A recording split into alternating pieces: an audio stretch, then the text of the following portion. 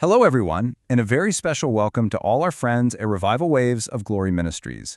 Have you ever felt like you're just going through the motions in your faith? Like you're doing all the right things, but something is missing? Well, in this explainer, we are going to dive deep into Bill Vincent's incredible book, Breaking the Chains of Religion, and really uncover that path from just empty ritual to a truly profound spiritual freedom. So the big question is, how do we actually break these chains? We're going to tackle this in 5 key parts. First up, we've got to identify what we're up against, what the author calls the spirit of religion. Then we'll expose its 2 foundational strongholds, pride and guilt. After that, we'll learn the crucial difference between genuine spiritual insight and its counterfeit. And all of that leads us to the practical steps on the path to freedom, and finally, we'll see the amazing result, a revival that just cannot be contained. Okay, let's get right to the heart of it. When the book talks about religion, it's so important to understand it's not attacking faith. Not at all. It's targeting a very specific, counterfeit spirit that can quietly and sneakily sabotage a real, vibrant relationship with God. So let's define what that actually looks like. Now, this insight from the author is absolutely crucial. He frames this not as just some bad habit we can easily shake off. He wants you to picture a massive building, built on a solid rock foundation. That's the spirit of religion, and it's held up by 2 incredibly powerful cornerstones that make it feel almost impossible to demolish. Understanding just how strong this structure is, well, that's the first step in what is a very real spiritual battle. And here it is, the fundamental difference. This spirit of religion, it tricks us. It makes us focus on what we do, our performance, our rituals, checking the boxes, instead of on who we know. It twists service into something that's really self-centered, a way for us to prove our own worth. It really is the difference between a faith that is alive and breathing and one that's just going through the motions. So, what are those 2 cornerstones that are holding this entire phony structure up? The author points to 2 powerful forces, guilt and pride. And what's wild is how they work together, creating the very foundation of that religious spirit we so desperately need to break free from. Think about how these 2 operate as a team. Guilt is that nagging voice in your head that says, you messed up again. Now you have to work really hard to make it right. It puts us on this exhausting treadmill of trying to earn forgiveness through our own efforts. And then you've got pride, which is a lot more subtle. It creates this rigid, perfect ideal, a set of man-made rules and impossibly high standards, not just for ourselves, but for everyone else too. And the book points out that these standards are often so much heavier than what God actually asks of us. When you put them side by side like this, the contrast is just, wow, it's night and day. A religious mindset is always self-centered. It's asking, how do I look? What am I doing right? But a real relationship is God-centered, focused on what He's already done. One is rooted in our own exhausting effort, while the other is rooted in Jesus. And that last point there is so important. A religious spirit creates a heart that is closed off, defensive, and unteachable. But a real relationship requires us to stay open, humble, and always ready to learn. This quote just cuts right to the heart of it, doesn't it? It perfectly captures the problem with such a sharp, memorable image. Is our faith something we just kind of dust off for an hour on Sunday morning to look the part? Or is it the very source of life and nourishment we run to every single day because we are genuinely, spiritually hungry for more of God? All right, so moving on, the book takes a really interesting turn here. It delves into how this religious mindset can actually corrupt one of the most vital spiritual gifts we have, discernment. Instead of leading to wisdom and love, it twists it into suspicion and judgment. You see, the spirit of religion, because it's rooted in that prideful perfectionism, is always on the hunt for the perfect, polished church. The author shares this amazing anecdote about a time they used chicken buckets for the offering. Some people absolutely loved it because it broke that stuffy formality, but it deeply offended those with a religious spirit. They just couldn't see past the imperfect container to the heart of the giving. It's the same way they'd be offended by unfinished walls, completely missing the beautiful spiritual construction happening inside those walls. This is what the book calls counterfeit discernment.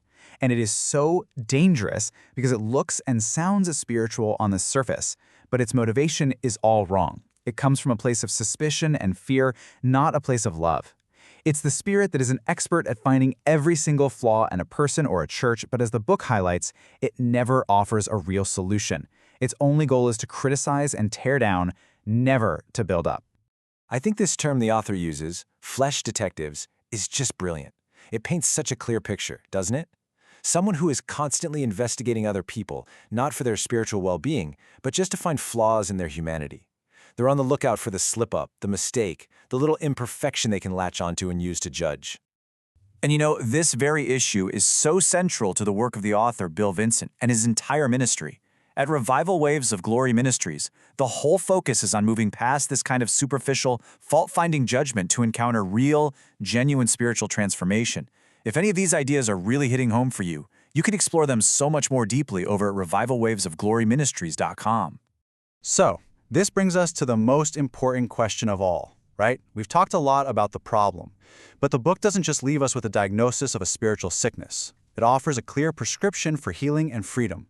So how do we actually break free from these chains? Okay, so let's get into the solution. This is the part we've all been waiting for. And what's so refreshing about the book's message is that the path to freedom isn't about trying harder or becoming more religious. Actually, it's about embracing the complete opposite of that. The book lays out this really practical 4-step journey to get out of that bondage. It all starts by intentionally trading our obsession with perfection for God's grace.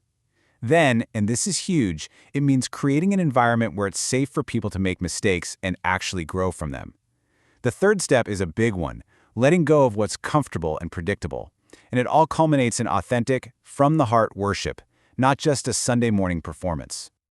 This personal story from the author himself is just so powerful because it perfectly captures that idea of grace over perfection. He felt he wasn't ready, that he still had too many flaws to work on, which, let's be honest, is a feeling we can all relate to. But his pastor's wisdom just cut right through that religious mindset. God doesn't wait for us to be perfect. He calls us and anoints us and says we're ready right where we are, imperfections and all. And this connects so perfectly with that powerful example from the Bible. Jesus knew Peter was going to stumble, deny him 3 times, yet he still entrusted him with a foundational role in building the church. A religious system would have disqualified Peter in a heartbeat, but a system of grace understands that our real growth often happens through our failures, not in the absence of them. So what's the ultimate outcome here? What happens when a person, or even a whole community, chooses this path of freedom over the chains of religion? Well, the author describes it in one powerful word: revival. And get this, the book shares this story that is it's staggering. A man is miraculously healed from cancer, a clear, powerful, undeniable act of God. He is bursting to share this incredible news to give glory to God, but a neighboring church refuses to let him speak.